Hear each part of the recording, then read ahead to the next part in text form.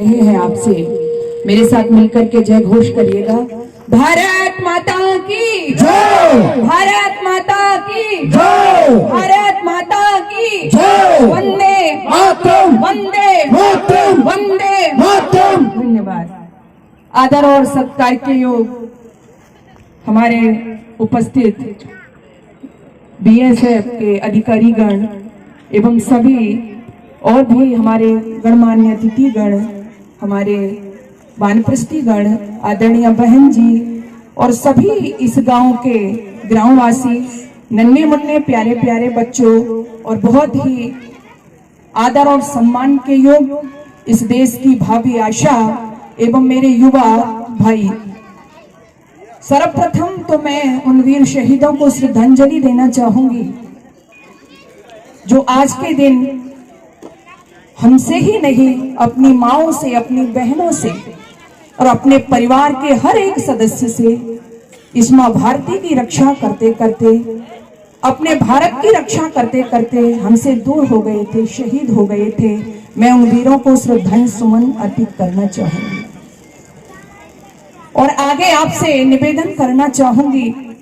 मैं पुनः यहाँ पर आकर के बड़ी उत्साहित हूँ।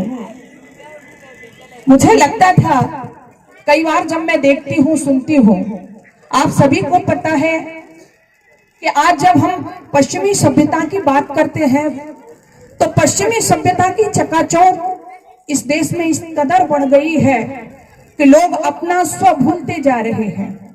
और आज का दिन जैसा कि वैलेंटाइन डे के रूप में जो युवा मना रहे हैं, मेरा हृदय यहाँ पर बैठे बैठे गर्व से फूल रहा था कि आज इस देश के अंदर कई बार जब निराश हो जाते हैं ना तो उत्साह कहां से शुरू होता है। मुझे अच्छा लग रहा था कि हमारे देश के ये नौजवान भी हैं जो आज उन वीरों को याद कर रहे हैं। ऐसे ये मेरे वीर बैठे हुए हैं, यहाँ पर सैनिक के रूप में बैठे हुए हैं। आज इनके कारण ही आज हमारे देश का नाम पूरी दुनिया के सामने जिंदा है।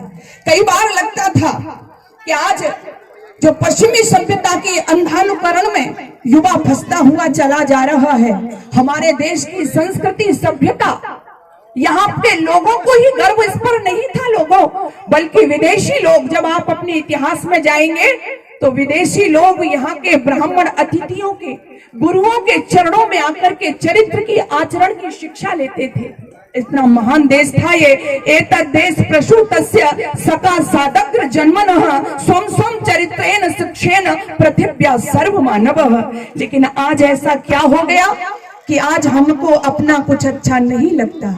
आज खाते हम यही का, रहते हम यही, पहनते हम यही का, लेकिन हो इतना गया है, राम और कृष्ण के गीत तो गाते हैं लेकिन उनकी संस्कृति और सभ्यता को धारण नहीं करते हैं। राम और कृष्ण जी के देश में तो रहते हैं, राम और कृष्ण जी के देश में तो रहते हैं, किंतु हम प्रीत की ही रीत भूल बैठे हैं। जिन्हें अपना के हम बने थे जगत गुरु, ऐसे पद छंद और गीत भूल बैठे हैं। कैसे हो उजाला पाश्चात्य सभ्यता में, ऐसे रंगे भारतीय आचरण अपना पुनीत भूल बैठे हैं। अरे कैसे हो उजाला, अंधकार है तुम्हारी देन, क्योंकि हम अपना अतीत भूल बैठे हैं, क्योंकि हम अपना अतीत भूल बैठे हैं। और जो कौम अपने अतीत को भूल जाती है वो एक दिन मिट जाती है। लेकिन आज मुझे गर्व है और मैं फिर से कहना चाहूंगी, हमारा अतीत क्या था।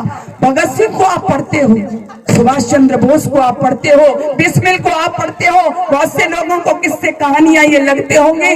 लेकिन अभी पिछले दिनों जो पुलवामा में मेरे बहनों ने अपने सिंदूरों को दिया, माओ ने अपनी गोद खाली कर दी, अपने लालों को दिया, ये कोई कहानी किस्सा नहीं है। आप गांव से जुड़े हुए गांव के लोग बैठे हैं। हृदय तब फट गया था जब माँ ने कल्पना कर रखी थी मेरा बेटा बुढ़ापे में सहारा भी देगा मुझे, आंखों की रोशनी होगा मेरी। लेकिन वो बेटा अपने घर में किस तरह से आया, तिरंगे झंडे में लिपट करके आया। ये कोई कहानी थोड़ी है।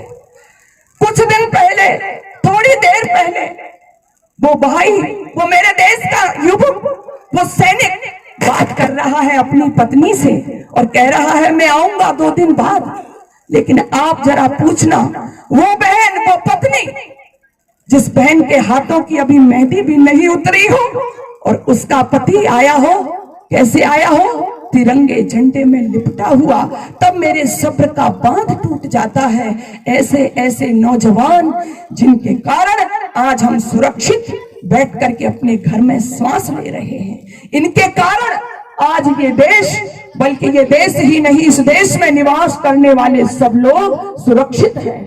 और मुझे गर्व तो तब हुआ जब एक बहन गर्भवती है और पति शहीद हो गया, लेकिन जब मीडिया वाले भाई आ गए और जाकर के उस बहन से कहते हैं, तुम्हारी कोख में जो पल रहा है ये बेटा होता है, तो क्या करोगी?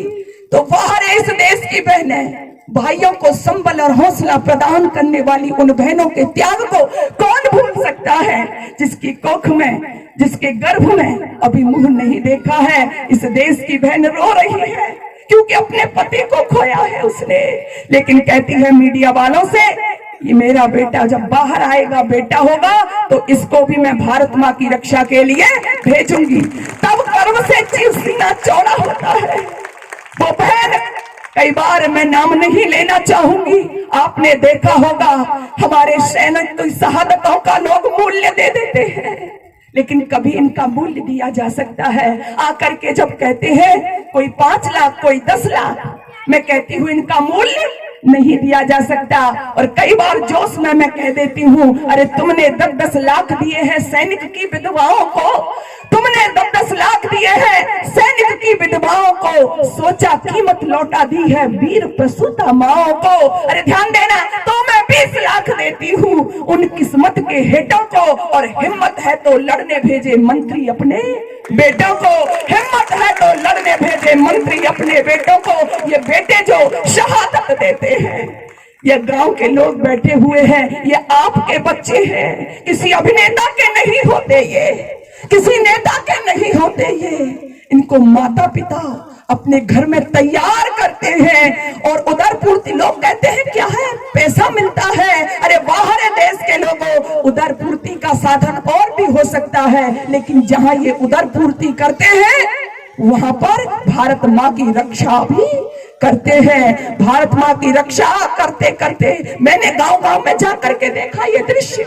बूढ़े बाप को मैंने रोते हुए देखा, उसको दर्द था कि उसका बेटा छिन गया। लोग कहते हैं अरे मरते ही रहते हैं, ऐसे तो समझते होंगे लोगों से मेरा तात्पर्य किससे है, मरते रहते हैं, आना जाना दुनिया का नियम है। लेकिन जब एक बाप से मैं मिली, बूढ़ा बाप रो रहा था, अकेला बेटा, और अकेला बेटा जब मां भारती की रक्षा करते करते शहीद हो गया तो वो रो रहा है। पास में उसका एक छोटा बेटा भी बैठा रो रहा है। जब मैं उससे बात करने लगी, मैंने कहा भाई क्यों रो रहे हो, तो आंखें और भी नम हो गई और यूं कहने लगा कि सुख भरपूर गया। उधर मैंने सुहागिन देखी उसकी, जिसकी ताजी ताजी मेहंदी लगी थी, जिसकी बिंदी हमेशा के लिए हट गई थी, जिसका सिंदूर, मैं बोल रही हूँ आपको कहानी जैसा लग रहा होगा, पर एक क्षण आप यदि उसको जी जाएं तो आप मेरी बात का समर्थन करेंगे। उस सुहागिन से पूछो जिसकी चूड़ियों की खनखनाहट हमेशा के लिए हट गई हो, छिन गई हो, जिसके पैरों की पायल हमेशा के लिए छन छन करना बंद कर गई हो, जिस बहन का माथे का सिंदूर हमेशा के लिए छूट गया हो। जरा मेरे साथ ये विचार करिएगा। वो बाप कहता है सुख भरपूर गया, और वो बहन कहती है मांग का सिंदूर गया। और छोटे छोटे बच्चे, सुख भरपूर गया, मांग का सिंदूर गया, नन्हे नौने हालों की लंगोटियां चली गई, बाप की दबाई गई, वही तो सहारा था, बाप की दबाई गई, भाई की पढ़ाई गई, छोटी छोटी बेटियों की चोटियां चली गई। आपके लिए तो ऐसा विस्फोट हुआ जिस्म का पता ही नहीं। जब मैंने देखा ना, आपने टेलीविजन पर देखा होगा, कई भाइयों के शब्द तो ऐसे आए कि किसी के हाथ नहीं था, किसी के पैर नहीं था। मैंने सोचा कई बार जब भर्ती होते हैं हमारे भाई, है ना, तो 1-1 इंच नाप ली जाती है, 1-1 इंच कम है तो उसको भर्ती बोलो नहीं करते।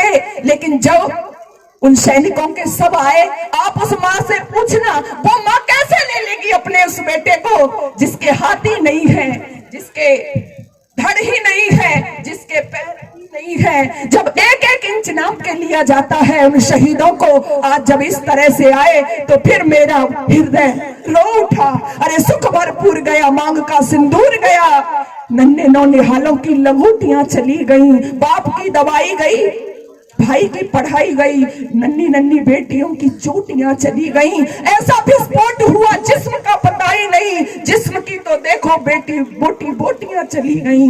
आपके लिए तो एक आदमी मरा है साहब, वो बाप कह रहा है बूढ़ा, अरे आपके लिए तो एक आदमी मरा है साहब, किंतु मेरे घर की तो रोटियां चली गई, किंतु मेरे घर की तो रोटियां चली गई। भावुक होता है कई बार, रोने लगता है कई बार हृदय। आज मैं आपको असलियत बता रही हूँ जो तुमने देखा। मैं उस बहन से जाकर के मिली हूँ जो बहन कभी बड़ी खुशी थी, अभी रक्षाबंधन का दिन आएगा, मेरा भाई आएगा, मेरे लिए शॉल लेकर के आएगा, वो खुशी खुशी बताती फिर रही थी अपनी सहेलियों को। लेकिन आपको आश्चर्य होगा, रक्षाबंधन का दिन आया और वो भाई भी आया, लेकिन वो भाई कैसे आया? तिरंगे झंडे में लिपटा हुआ आया। दौड़ करके अंदर गई, रोई नहीं वो बहन, लोगों ने कहा रोएगी नहीं, इसका दिल फट जाएगा। दौड़ करके गई, राखी लेकर के आई और आकर के उस भाई की कलाई पर बांधते हुए कहती है, मेरे भाई तेरे जीते जी नहीं बांध सकी तो एक बार अंतिम बार राखी जरूर बांधूंगी। और फिर अपनी भाभी की तरफ इशारा करते हुए कहती है, भाभी ये तो ऐसा ही है, ये तो ऐसा ही है, दादी का दुलार भूला, बाबुल का प्यार भूला, मोतियों की माला मेरी आज तक ना लाया है। दादी का दुलार भूला, बाबुल का प्यार भूला, मोतियों की माला मेरी आज तक न लाया है। होली के रंग भूला, दीपों की उमंग भूला, राखी का त्योहार बार बार बिसराया है। भाभी मेरा भैया तो जन्म से भुलक्कड़ है, इसी आदत को आज फिर से दोहराया है। और अंतिम जो लाइन में बोलूंगी, अगर आपकी आंखों से आंसू नहीं आए तो आप मेरी तरफ निहारना, देखना। ये हमारे पास की ही घटना है, ज्यादा दूर की नहीं है। मैं कह रही थी भाइयों के शव आए, किसी के तो गर्दन ही नहीं थी, ज्यादा दूर की घटना नहीं है। हेमराज को कौन नहीं जानता है? अरे दादी का दुलार भूला, बाबुल का प्यार भूला, मोतियों की माला मेरी आज तक न लाया है, दीपों के जाले भूला, होली के रंग भूला, राखी का त्योहार बार बार बिसराया है। भाभी मेरा भैया तो जन्म से भुलक्कड़ है, इसी आदत को आज फिर से दोहराया है। अरे जाते समय माता से आशीष लेना भूल गया, आते समय रणथल में ये शीश भूल आया है, आते समय रणथल में ये शीश। इनके कारण जिंदा है ये देश।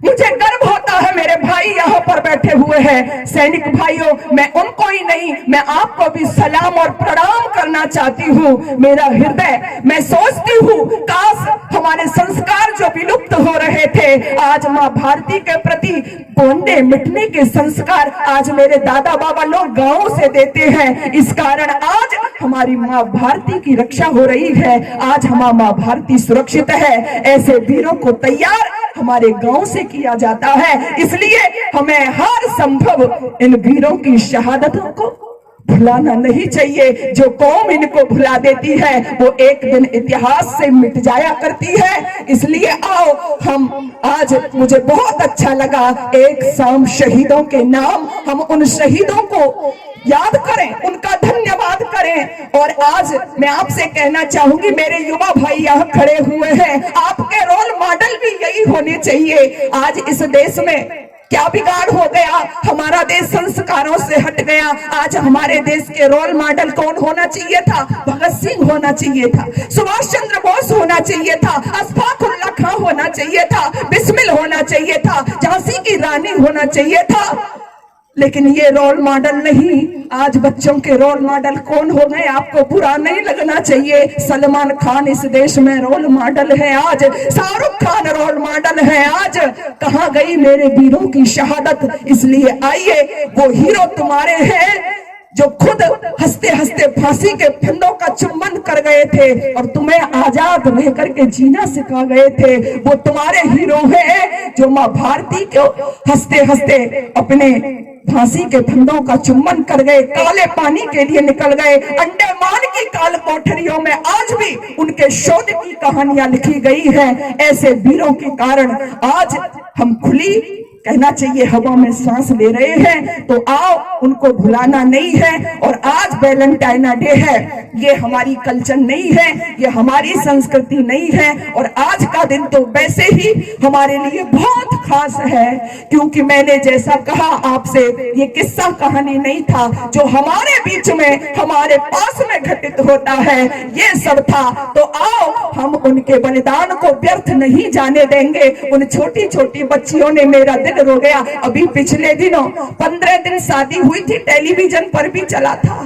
15 दिन शादी हुई, सब कुछ ऐसे हो गया जैसे एक फिल्मी ड्रामा की तरह होता है। शादी भी हो गई और मेरा देश का सैनिक शहीद भी हो गया। कभी सोचना, जिसकी शादी को 15 दिन हुए हो, जरा विचार करना उस बहन से क्या गुजर रही होगी। और बहनों के शोध के कारण जब भाइयों को संबल प्रदान करती है ना, ये वही बहनें होती हैं जो पहले पहले तुरंत मिलन के बाद लाम पर चले गए, नई दुल्हन की सेज छोड़कर युद्ध काम पर चले गए। उनको भी मीठी नींदों की करवट याद रही होगी।